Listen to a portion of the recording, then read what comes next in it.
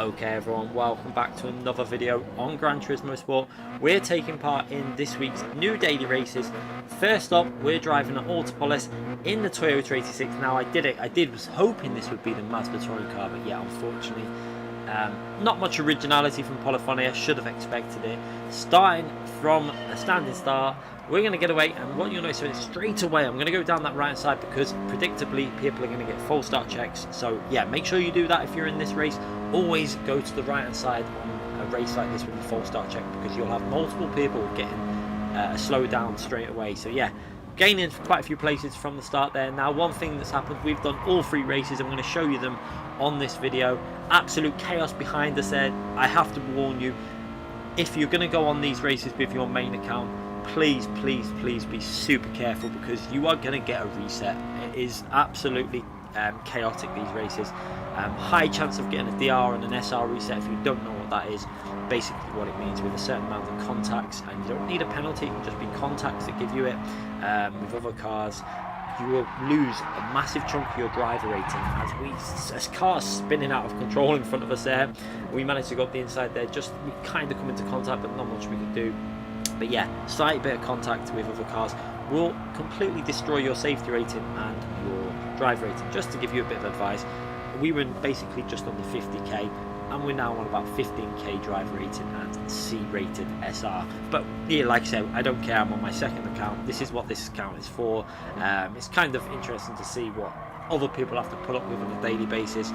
And yeah, I genuinely feel quite sorry for some people on this game because with this current penalty system, it is just not fair. But let's get on with the action in P6, working our way through this opening lap at Autopolis. As cars going sideways, we're going to have to back out there. I was a little bit worried that he would cut across me, and yeah, backed out and just about hold on to P6 now.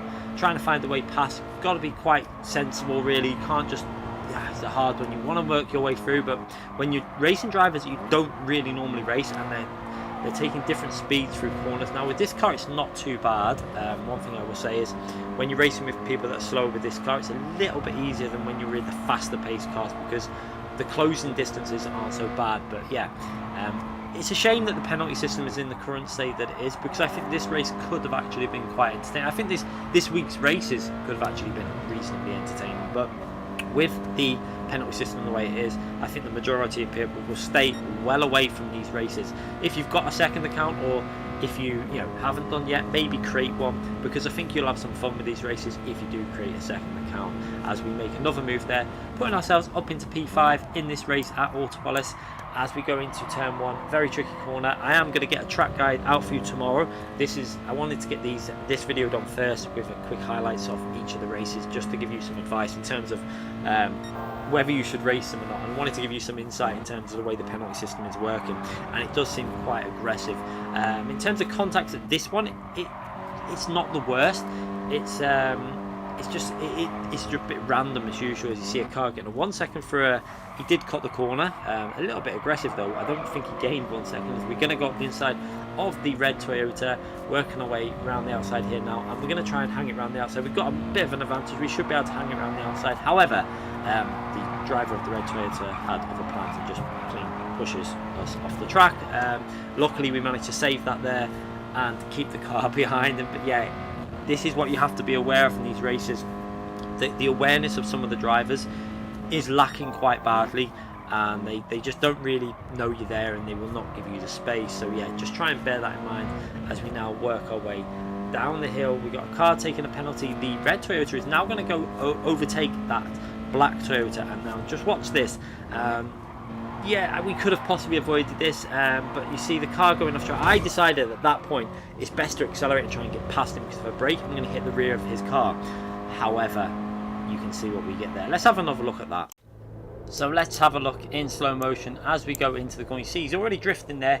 I expected him to, at this point, to start ghosting, so we accelerated to try and get past him. You can see it there with the acceleration. I think if we would have lifted, we would have hit the rear of his car. We could have slammed on, but with the steering inputs in this car, I'm not sure how the car would react turning and slamming on.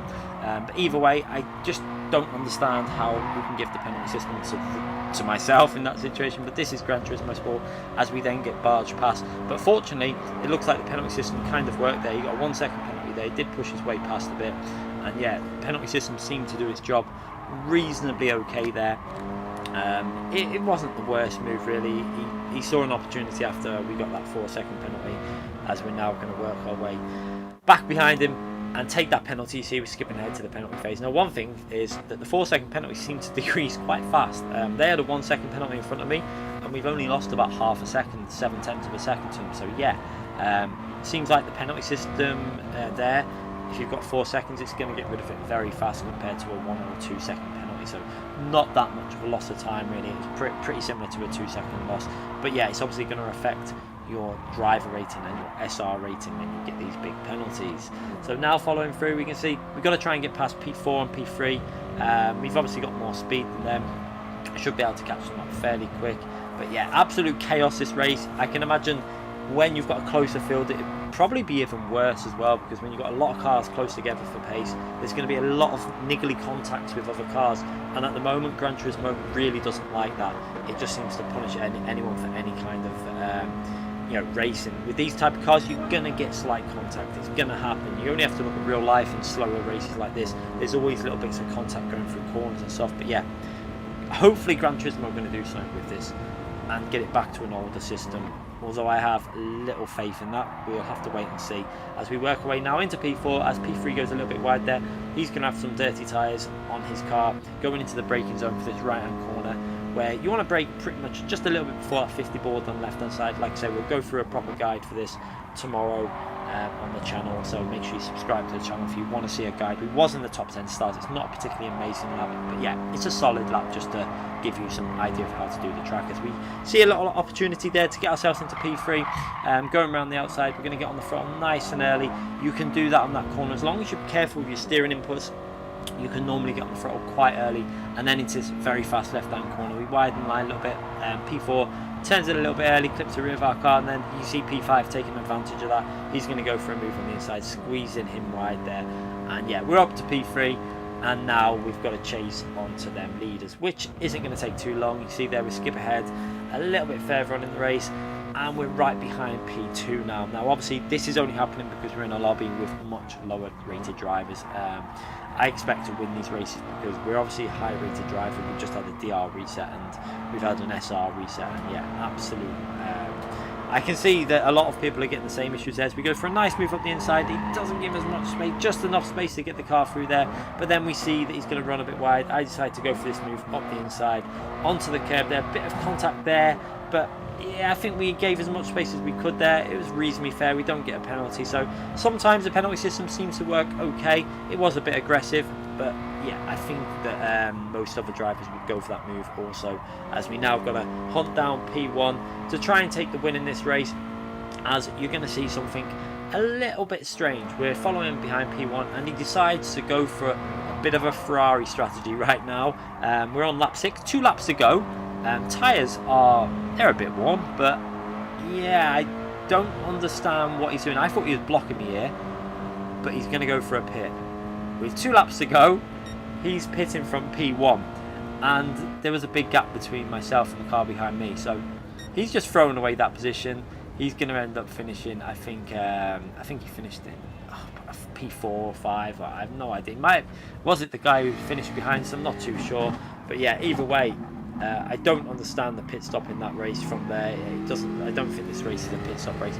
However, moving on to Spa now, and this is the race that we receive our reset basically on the SR and the DR. So yeah, starting this race, you see we started from P14, a few drivers not doing a lap. I decided to go to the right here. You can see the bit of contact between them, take that position there. We're up to P13, and now we're going to get the slipstream from the other Jaguar. I am driving the Jaguar also here.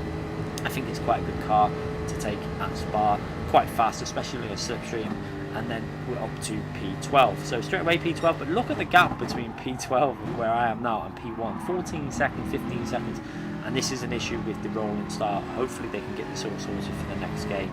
As we're now behind the BMW, he goes a little bit sideways there. We go to the right, there's a tiny bit of contact there where I try and avoid him. Not really much I could do there, tiniest of contact, and then we're going up the inside. Yeah, I was going for the move there and he just completely shut the door on us. I did actually start braking because I realised he wasn't going to give me the space. And yeah, no SR down though at this point. And then we go to the right hand side of the track. He's made a big mistake and he just I don't know if that was deliberate.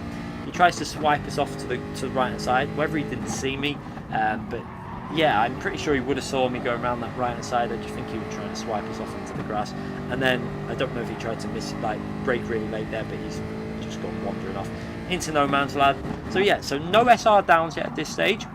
We've had some contacts, but they've been very minor. They've not really been much I could do with a lot of them, and we've not had an SR down.